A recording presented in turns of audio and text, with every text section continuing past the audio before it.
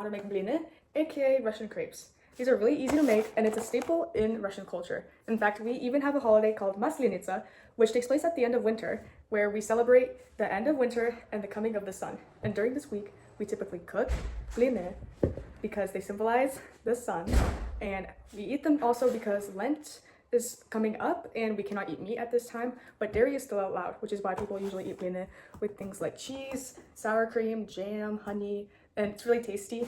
And also during this holiday, we burn this like wooden straw figure, usually like, outside in Russia in the festivities, to symbolize the end of the cold days and the start of spring, where days are longer, where the sun is out longer, which again is represented by the blini. So we need 3 eggs,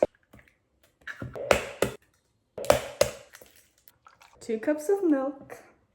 This is when you usually add your sugar, your oil, and then baking powder and flour comes in last. And when you do put in the flour, you want to mix it. You want to mix as you're pouring it in slowly. Vanilla, just eyeball it however much you want. Sunflower oil, any oil works, but sunflower oil does have a really strong taste, so you don't want to put too much because then it's gonna taste like sunflower seeds. 1 tablespoon of sugar. All right, and now you mix. It's really important not to put in too much baking powder because the blini are supposed to be really thin. It's like crepes. Putting too much will make them really thick, more like American pancakes. And we really don't want that. So very little. I'm putting like probably even less than half a teaspoon.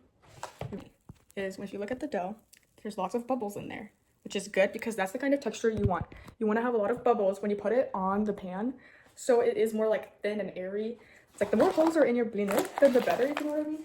This one's gonna be easier. As you can see, there's tons of holes in it, especially around the edges, and that's perfect. You want that. And I'd say that's the biggest difference between crepes and blini, is that blini are definitely more crunchy and a bit more savory. More crispy and crunchy than crepes, which are usually very soft. And I'll see you guys when I'm done cooking them. So this is what the blini look like in the finished product. Very thin, airy, and light. During Maslenitsa, we basically eat these for a whole week because, as you can see, it's a circle and it represents the sun, which is going to come out more often since winter is over. Yum yum yum! Everyone's like blini in Russia, so it's a very popular tradition to cook blini, so everybody likes it, and so now I'll try what Elena cooked me. I like with sour cream and with honey, so my favorite one. And oh, yeah, careful, don't need to. So I try.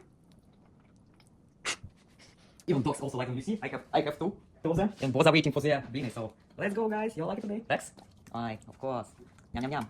And Roxy? Yeah.